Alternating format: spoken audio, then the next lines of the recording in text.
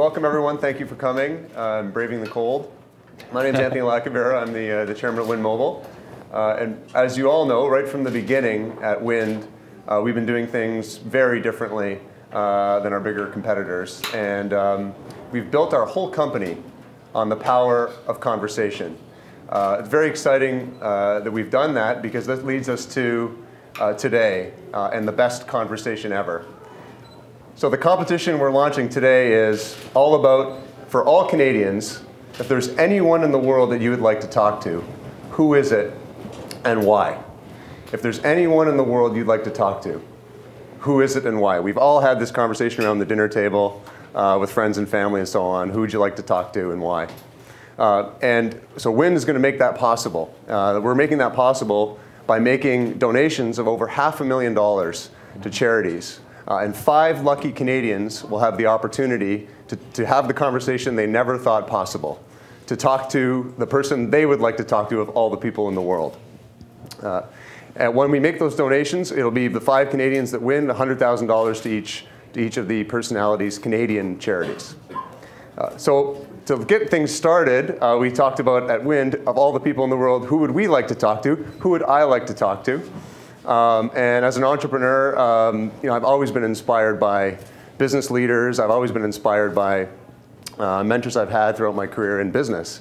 When I heard about Aron Ralston's story, I was obviously moved and emotionally engaged at what he had overcome. But it also had to do with, for me, hearing about the whole story and hearing where he's gone with it. It was truly inspirational for me in a whole different way that I would see in my everyday life. So he quickly became my best conversation ever. And so I'm absolutely thrilled that he's here with us today. So Aron Ralston. Oh, thank you. Welcome. Thank you. Howdy. It's very kind, Tony. Thank you. Yeah. Thank you, Aron. So we're going to have my best conversation ever, and I'm going to kick it off with, so you're hiking in Utah, and everything is going great, and then suddenly you fall and you're trapped. And of course, right off the top, how do you stay motivated? Seeing the movie, was so engaging. But how do you stay motivated for that long a period of time when, I thought it was tough until I met you, kind of thing. Motivation it's a great question about where does it come from, and for me in the very beginning it was a struggle of just like trying to make the boulder move, and then thinking through the different ways that I might be able to free myself, lifting the rock, chipping away at the boulder, waiting for help, all of which failed very quickly. And within 24 hours I realized I'm going to die here, and that was even having considered that I could amputate my arm from the beginning. And knowing that then when everything had failed and there was no possibility of being able to cut my arm and get to medical help, that how do you keep going? Because I as well thought about the option that I could just cut myself enough to bleed to death. And why not? I mean, why wait for it? I'm going to die anyways. I'm standing in my grave. Why prolong the misery?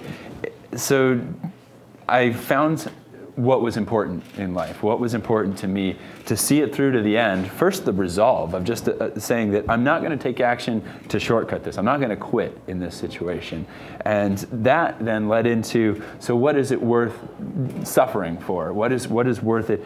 And I found that it was just to turn on my video camera and to be able to look into that and to be able to talk to my loved ones, to say, Mom and Dad, I love you. I'm sorry for what I've gotten myself into. I'm never going to see you again, and I have some regrets to share, but the most important thing is that I want you to know that I appreciate what you've given me in my life, the support that you've shown me, the presence that you've given me, the best memories of my life on our vacations, and all of these things that I wanted to say. And to have that opportunity to have a conversation like that is to connect really with someone, a loved one. That's what is the greatest motivator in my life. I know that when I had the final moments coming down, even toward the end of these 5 days that I eventually was trapped there, that it was still enough just to turn on that camera and look into their eyes and say, I love you. And that was what I could turn that camera off and I would even be smiling. Amazing, amazing. Well, so all that happens, you do all the recordings, and that very moment when you're free. So you've been trapped all this time, 127 hours, and you become free. What's the first thing you feel when you're free? I was really looking forward to a pancake breakfast. No, it was the euphoria of just, on the one side, not being trapped anymore. There was no certainty that I was going to live, but at least I was taking the probability of death, that I would die before I could get to medical help. I was taking that over the certainty of death, of standing in my grave. I'd written my epitaph over my shoulder on the canyon wall. I'd left this will and testament of sorts on my video camera. I was literally in my grave, and to step free of that was a freedom, of liberation, that I could move, and something that we take so much for granted, our mobility, right. And then also the idea that all of the possibilities of being alive, the joys that are here for us. I mean, the small pleasures of a cup of Tim Hortons coffee in the morning or something. Thanks for eating plug. Much better than Dunkin' Donuts. So, and then the grand pleasures. I mean, to have a child born into your life, to be married, to the joy of a great accomplishment, or of masterful completion of a goal, all of those pleasures, to have all of that condensed into one moment. Yeah, amazing. That was the joy of stepping out of that grave and into my life again. All of that possibility was there. It was nearly overwhelming. And I'll say this, it's an extension of this response, but that a lot of people focus on the pain of what I went through, and didn't it hurt? I mean, wasn't that horrific? And certainly, yeah, most tremendous pain I've ever felt in my life. Right. And yet I was smiling in that moment, even as I cut. So that part where James Franco depicts you're smiling. You were he's screaming in pain, then he's smiling, then he's screaming in pain, then he's hallucinating a bit and delirious a bit. So you're experiencing all those. Like, is that how it happened? Every 5 seconds is a different emotion, a different feeling. Yeah, it was an incredible roller coaster, and the deepest dip happened in the last night as I was there, and it led into then the greatest rise and the triumph of that freedom.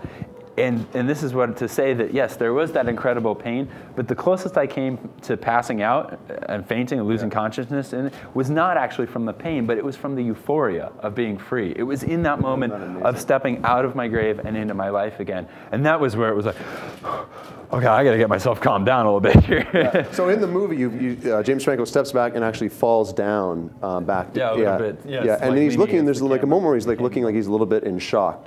Was there... like, wow, I'm free? Because you're describing euphoria that's way beyond, wow, I'm free. This was like... Well, I mean, I didn't have my camera rolling as far as to what did it look like. I can just say what it felt like. I collapsed against the wall of the canyon and had this experience of knowing that I was on the verge. Like, I almost blacked out. And so it wasn't like, yippee! It was more like... of being overwhelmed, and so I caught myself, took a few deep breaths, brought myself back, and then it was okay. I took a photograph and said good riddance to that hand that almost killed me, and then started off into this march. Yeah. That it's a journey, the roller coaster, the back and forth, the erratic changes of mood. I mean, from smiling, thinking about the sweet memories of my life with my family, to despair of knowing I can't do anything to get out of here. I was drinking my own urine at that point. This is like the real raw edge of existence, and those swings as they came lifted me at one moment, the buoyancy of a vision that I had, and it's not so much relevant to that question, but in the greater scheme of the story is that this little boy appears in a vision as I see myself walking into a living room, and this blonde-headed, red-shirted little 3-year-old comes running over to me, and I scoop him up with a handless right arm, and I hold him up at my shoulder, and I look into his eyes, and these crystal blue eyes that peer back at me, and that I realize this is my future son. Amazing. Someday, and in that deepest, darkest moment of the 5th night, I have this vision, and I realize I'm going to get out of there.